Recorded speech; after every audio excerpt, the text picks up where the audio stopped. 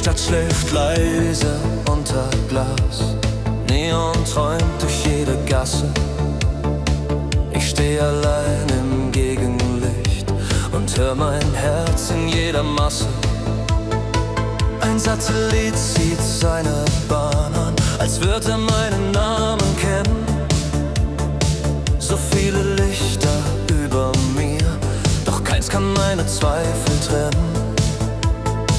Und irgendwo zwischen Raum und Zeit liegt ein Gedanke nur für mich. Ich heb den Blick und spür genau, die Nacht vergisst mich nicht. Unter fremden Sternen steh ich still und frei. 1000 Welten drehen sich, doch ich bleib dabei. Unter fremden Sternen atmet alles weit. Und für einen Augenblick gehört die Nacht uns zwei.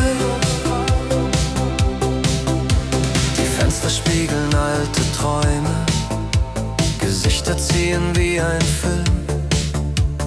Jeder trägt sein Universum, versteckt und flimmernd, kühl und still.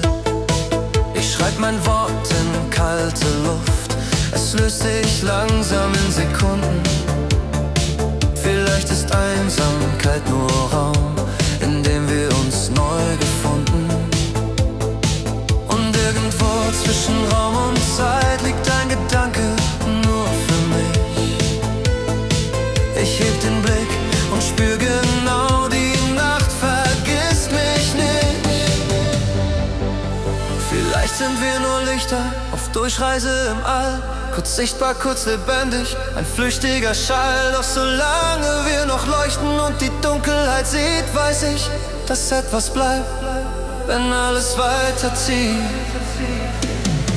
Unter fremden Sternen